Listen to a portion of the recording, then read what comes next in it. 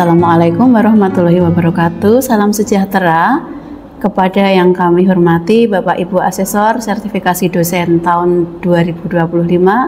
Izinkan saya memperkenalkan diri.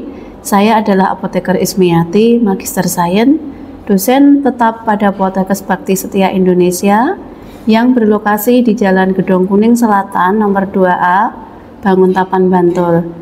Saya menerima tugas sebagai salah satu dosen tetap pada program studi D3 Farmasi. Latar belakang pendidikan saya adalah saya menempuh sarjana Fakultas Farmasi Universitas Gadjah Mada, kemudian melanjutkan pada program profesi apoteker di Fakultas Farmasi Universitas Gadjah Mada dan menyelesaikan pendidikan magister pada Fakultas Farmasi Universitas Gadjah Mada. Terkait dengan kegiatan Tridharma yang saya lakukan di Poltekkes Bakti Setia Indonesia, Perguruan Tinggi Bakti Setia Indonesia, saya mempunyai kegiatan meliputi bidang pendidikan, penelitian, dan pengabdian masyarakat. Pada bidang pendidikan, karena saya sebagai dosen, terkait dengan kegiatan Tridharma.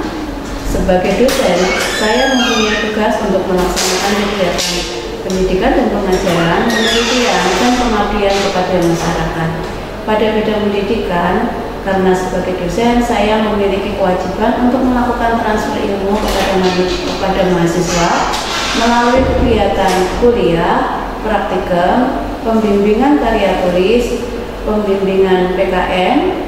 Adapun mata kuliah yang saya ampu untuk semester gasal adalah praktek kesehatan dan keselamatan kerja, di mana pada bidang kegiatan ini mahasiswa kami ajari untuk melakukan preventif, dan juga adapun perkuliahan yang saya ampu pada semester gasal adalah praktek kesehatan dan keselamatan kerja untuk memberikan bekal keselamatan mahasiswa dalam bekerja di laboratorium, kemudian cara pembuatan sediaan farmasi yang baik untuk mengenalkan bagaimana proses pembuatan obat yang dibangun pada industri farmasi, kemudian mata kuliah farmakologi klinik ini memberikan bekal kepada mahasiswa supaya mampu mengenali obat-obatan yang akan digunakan dalam dunia kesehatan, kemudian praktek cara pembuatan sediaan farmasi yang baik, farmakologi klinik, praktek ilmu kesehatan masyarakat, praktek teknologi sediaan liquid dan semi solid, kosmetologi, dan juga praktikum kosmetologi.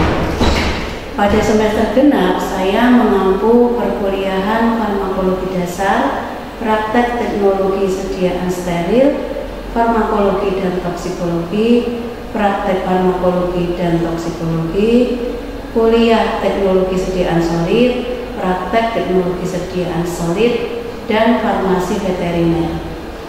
Guna menunjang kegiatan pengajaran, saya menyusun RPS, menyusun modul belajar, yang ini kami lakukan dengan dosen tim pada mata kuliah yang diampu.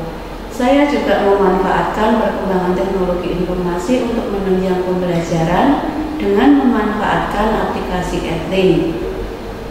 Kemudian juga menggunakan media WhatsApp Group, dan juga saya mempunyai channel YouTube yang saya gunakan khusus untuk memberikan materi pembelajaran kepada mahasiswa. Pemanfaatan Edlink ini dapat membantu saya sebagai dosen untuk memberikan materi baik berupa video, berupa modul, berupa rubrik kegiatan belajar, dan juga melakukan hasil belajar dengan kuis. Pemanfaatan Edlink dapat digunakan untuk membagi materi berupa video pembelajaran, melakukan evaluasi belajar dengan kuis, penugasan, dan pengumpulan tugas proyek. Kegiatan penelitian yang dilakukan di Poltekkes Bakti Setia Indonesia dikoordinasi oleh LPPM. Pada kegiatan ini, saya menyusun beberapa penelitian bersama tim dosen yang nanti memberikan luaran berupa laporan penelitian dan juga artikel penelitian yang dimuat pada jurnal nasional. Artikel yang saya tulis pada tahun 2023 diantaranya adalah pada jurnal pada majalah obat tradisional. Terus kemudian pada tahun 2023 saya juga memperoleh kesempatan untuk mendapatkan paten sederhana dari penelitian tim kami, yaitu tentang paten untuk proses pembuatan sabun cair dari ekstrak etanol daun kemangi untuk pengobatan kandidiasis. Kegiatan pengabdian masyarakat saya lakukan dengan memilih beberapa lokasi yang tersedia. Misalnya pada tahun 2021 kami melakukan pengabdian masyarakat dengan mengambil judul Simona sebagai upaya preventif dan swamedikasi penyakit tidak menular pada kader pos pembinaan terpadu penyakit tidak menular atau Posbindu PTM Sehati di Desa Pamungkapan. Tahun 2024 kami melakukan juga edukasi tentang PTM di Dusun Blawong, Kabupaten Bantul. Nah, terus pada tahun 2024 kami juga melakukan pengabdian masyarakat, yaitu dengan menjadi dosen tamu di SMK Cipto Bakti Husodo di Yogyakarta. Selain melakukan kegiatan Tridharma, saya juga mendapat tugas tambahan di Poltekkes Bakti Setia Indonesia, yaitu sebagai Kepala Laboratorium Program Studi Didikan Farmasi. Untuk yang saya emban sekarang adalah pada periode 2023 sampai 2027. Demikian pengenalan profil diri saya. Semoga Bapak Ibu Asesor mendapatkan gambaran tentang diri saya. Wassalamualaikum warahmatullahi wabarakatuh. Assalamualaikum warahmatullahi wabarakatuh. Waalaikumsalam warahmatullahi wabarakatuh. Gimana hari ini, siap praktikum ya? Siap, Bu. Oke, ini adalah materi kita yang ke-10 dan ke-11 ya. Nah, di sini kita akan melanjutkan tentang evaluasi tablet, karena di pertemuan yang sebelumnya kita sudah mempelajari tentang cara pembuatan tablet. Masih ingat dengan mesin kita ini ya? Masih. Ya. Nah, setelah tablet dicetak melalui mesin ini, maka kita harus melakukan evaluasi. Nah, sekarang hari ini kita mempelajari evaluasinya, begitu ya. Nah, capaian pembelajaran yang akan kita dapatkan ini supaya kita nanti bisa bertanggung jawab terhadap pekerjaan kita, mengambil keputusan terhadap hasil produk yang kita lakukan, kemudian juga memahami tekniknya bagaimana, prinsipnya bagaimana, dan juga mengetahui prosedur pembuatan sediaan obat atau sediaan farmasi, begitu ya. Nah, terus kemudian kita juga bisa membuat laporan gitu ya. Lembar penilaian, lembar kerjanya di bawah ya. Silakan diisi ya. Oke, semua bawa ya. Yang Mas Wazi bawa? Bawa. Oke, siap ya. Oke. Nah, terus kemudian kita melakukan evaluasi apakah hasil pekerjaan kita sesuai dengan tidak terhadap persyaratan yang diminta. Kemudian mendokumentasi, jadi lembar kerja Anda tidak boleh hilang karena itu sebagai dokumentasi pembuatan obat ya. Nah, kemudian juga mengolah data gitu ya, kemudian mengumpulkan data, dan nanti jangan lupa untuk membuat laporan gitu ya. Iya, Bu. Gak apa-apa ya bikin laporan? Gak apa-apa, Makanan kau ya. Ya, kita yang masuk tahap ini adalah tahap evaluasi. Kemudian setelah bisa melakukan evaluasi, kita juga nanti bisa mensikapi nilai kritis atau titik kritis yang bisa muncul pada saat pembuatan sediaan farmasi, utamanya pembuatan tablet. Begitu ya? Iya, Ibu. Nah, ini pustakanya seperti yang kita sudah pegang ya. Buku petunjuk praktikum sudah dibawa, buku robe ada. Lalu kalau nanti ada kesulitan gitu ya, di YouTube-nya Bu Ismi ada ya. Iya, Bu. Nah, ini evaluasi yang akan kita lakukan untuk pertemuan ke-10 dan ke-11. Yang pertama nanti kita akan melakukan uji keseragaman bobot. Kemudian, terbalik ya saya ya, uji keseragaman ukuran dulu. Nih, uji keseragaman bobot, uji keseragaman zat aktif atau uji keseragaman kadar. Kemudian persyaratan waktu hancur atau kita istilahkan dengan disintegritas. Kemudian persyaratan uji disolusi. Nah, kita juga nanti akan melakukan uji kerapuhan atau kerenyahan atau keregasan atau viabilitas.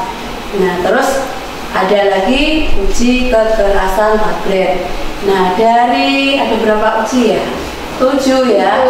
Nah, dari 7 uji yang kita lakukan itu sebenarnya kalau kita cari di Farmakope, maka kita tidak ini ada di Farmakope 3 ada, tetapi kemudian sudah diperbarui di Farmakope berikutnya, Farmakope 4, 5, dan 6 gitu.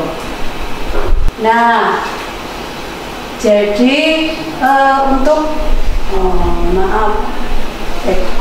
ini ya, untuk keseragaman ukuran ini sebenarnya diatur dalam Farmakope Indonesia 3 dan ini menggambarkan proporsional ukuran atau dimensi tablet pada tebal dan diameter.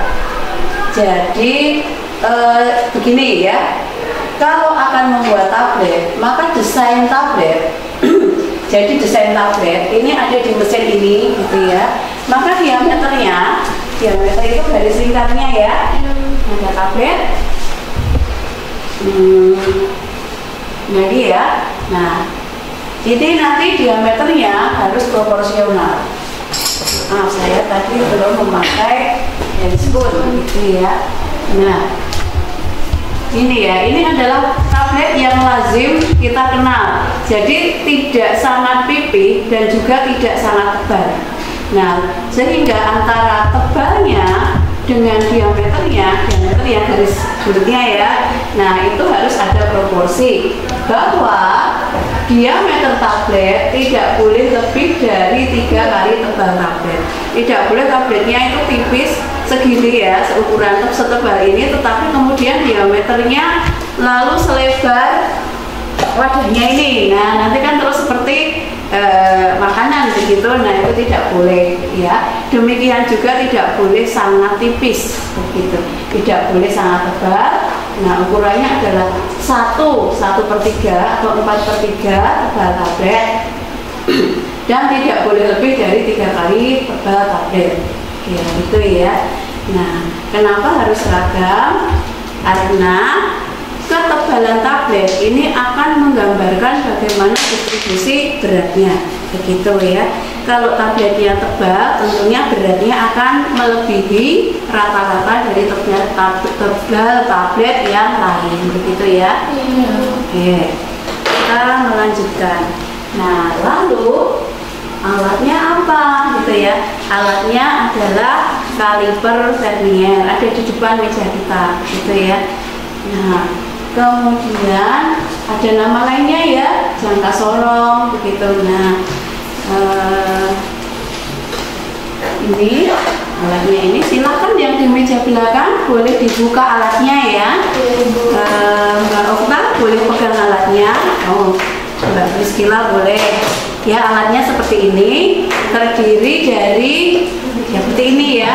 Ada sudah semua ya. Ada bagian yang bisa digeser gitu ya. Nah, seperti ini. Nah, kemudian ada 2 skala. Yang skala bagian atas ini adalah skala dengan satuan inci gitu ya. Kalau yang bawah satuannya apa? Oke, milimeter ya. Terserah kita nanti mau gunakan skala yang di atas atau skala yang di bawah. Biasanya lebih familiar yang pakai inci atau pakai milimeter? Oke. Nah, kalau tablet pakai inci atau pakai mili? Ya, pakai milimeter aja ya. Tuh. Nah, lalu sebentar sebelum gimana caranya Nah, ini ada beberapa fungsi. Kalau kita buka seperti ini, ya boleh digeser bagian atasnya. Maka ini bisa kita gunakan untuk ini ya. Misalnya mengukur, saya umpamakan saja pakai ini ya, pakai ini. Sebentar, bukan itu. Mana ya? Ini saja deh, ini saja. Wadah kita, gitu ya.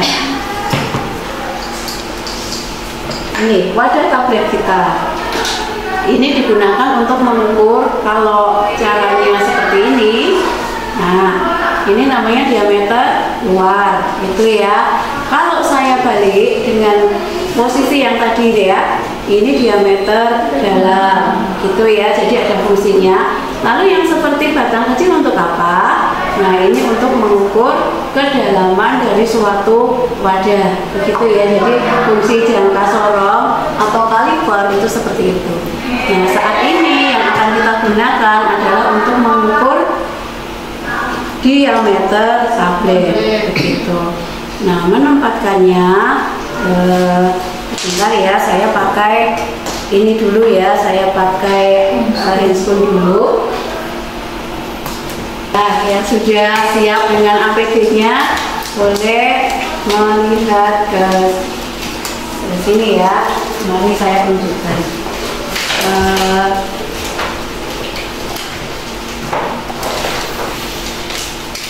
Nah, karena kita masih baru belajar, silahkan dikunci pada bagian yang bisa diputar ini ya, penguncinya. Jadi posisinya itu seperti ini. Jangan pada bagian yang terlalu mepet atas seperti ini. Bukan di sini. Kalau di sini itu kita nanti naruhnya nggak sesuai. Nah, nanti bisa berakibat pada kesalahan pengukuran, gitu ya. Jadi kalau sudah dikunci tidak akan jatuh, sehingga kita bisa membaca dengan lebih seksama, tidak terburu-buru, begitu ya.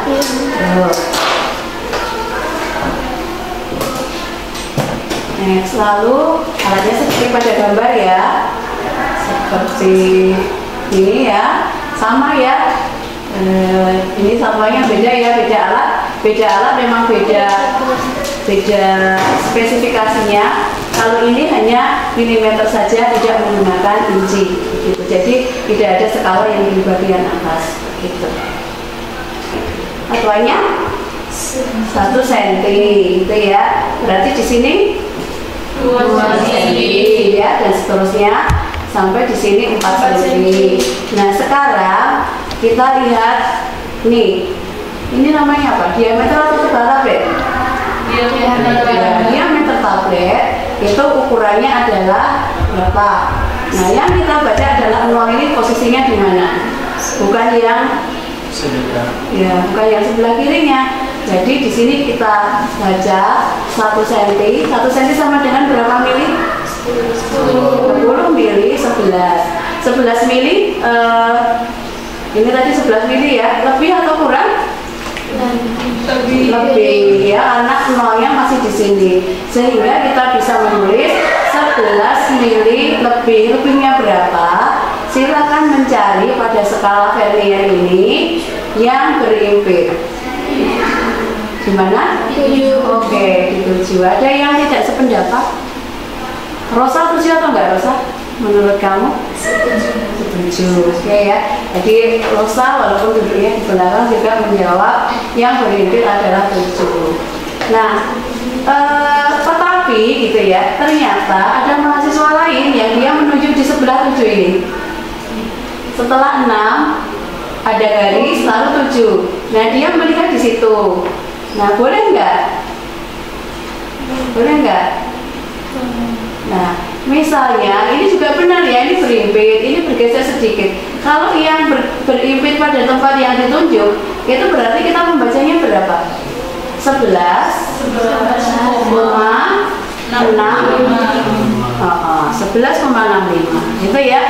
Masih ada yang bingung? Oke ya, tidak bingung ya. Nah, nanti tugasnya adalah mengukur tablet jumlahnya 5 saja, gitu ya. Jadi ya, nah nanti silahkan ditunjukkan, boleh ke Bu Ismi, boleh berdiskusi dengan temannya, tapi nanti tetap ditunjukkan ke Bu Ismi supaya kita saling mengkonfirmasi apakah betul atau tidak, begitu ya. Mari kita lihat lagi. Kalau sekarang berapa ini yang beribit? 11,7. Oke, 70 ya, benar 70. Boleh lebih tepat kalau kita menyebutnya 70 ya, bukan 7 ya, karena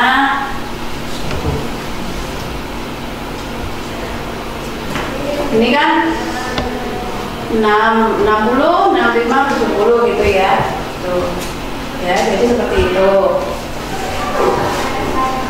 Nah, datanya nanti silakan, kamu kan punya data itu ya di lembar kerja masing-masing ya. Iya, Bu. Silakan satu tim. Ini contohnya kan cuma 3. Nanti silakan dilengkapi untuk ditulis di lembar kerjanya masing-masing. Ya, mari, sudah punya tablet ya? Sudah. Ya. Nanti kalau ingin ganti tablet, boleh ya. Boleh melakukan lebih dari satu macam jenis obat supaya nanti kita semakin mahir dan terampil menggunakan peralatannya.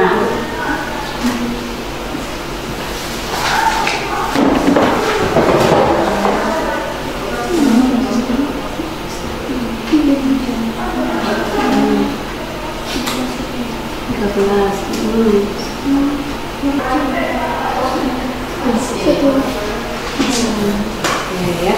Nah, boleh bertukar alat, boleh ya, karena kita walaupun alatnya kita agak beda ya, tapi nanti hasil pengukurannya akan sama.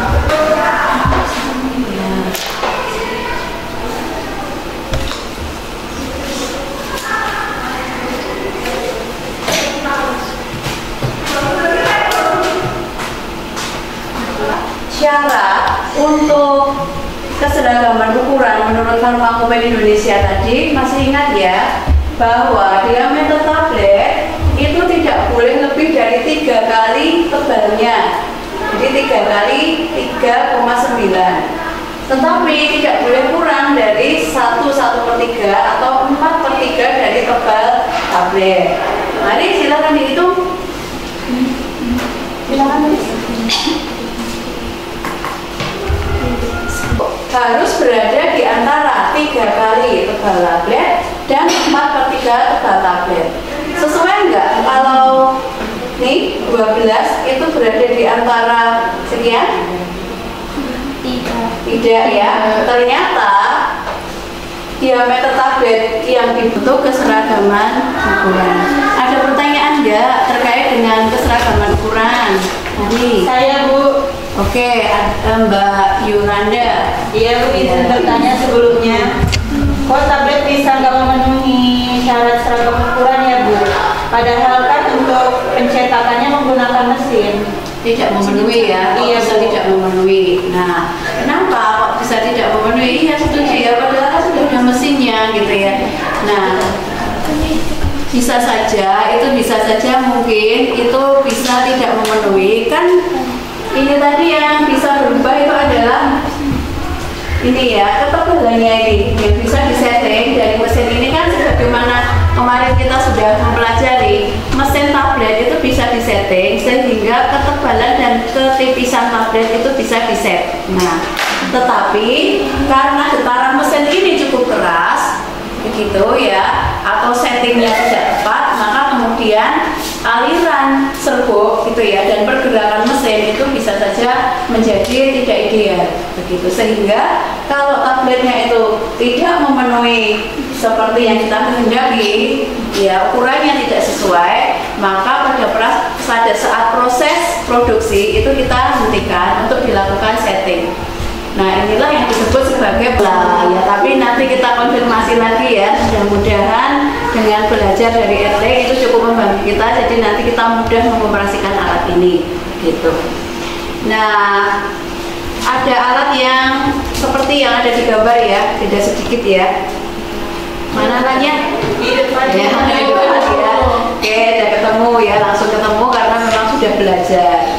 Nah, jadi kerapuhan seperti yang sudah dipelajari dari Erling yang sudah dibagi itu, kerapuhan itu nanti menggambarkan ketahanan daya tahan permukaan fisik begitu ya terhadap gesekan, guncangan, desakan, atau kontak fisik terhadap alat dan juga terhadap wadah selama transportasi, dan saya tambahkan ya bisa juga selama itu tablet diproduksi di dalam industri farmasinya gitu.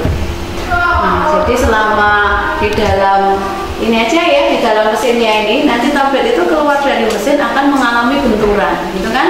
Nah, dari mesin ke sini ya dikeluarkan, nanti jatuh, akan terbentur, kejatuhan tablet yang berikutnya jatuh lagi gitu ya. Nah, kondisi gesekan terus juga desakan, guncangan terhadap alat, wadah transportasi ini kemudian diwakili ya oleh perkiraan adanya 100 kali benturan gitu. Nah, 100 kali benturan ini tentunya apa ya, intensitasnya itu disesuaikan dengan aktivitas yang dialami oleh tablet itu sendiri, sehingga pada umumnya 100 kali benturan itu terjadi dalam 4 menit gitu. Nah, sehingga alat yang kita punya ini bisa disetting ya. Ya, oke, berarti sudah cukup membantu ya video yang sudah ada di Erling gitu ya.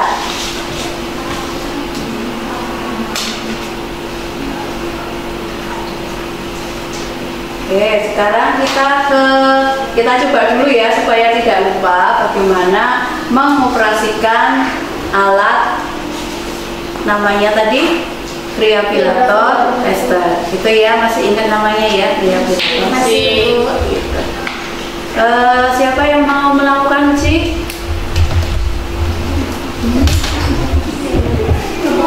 Yolanda, Bu. Yolanda, dan siapa? Rosa? Iya, oke, boleh ya. Mari silakan ya. Sudah perlengkapan sudah di dekat meja ya. Silakan ya untuk melakukan uji.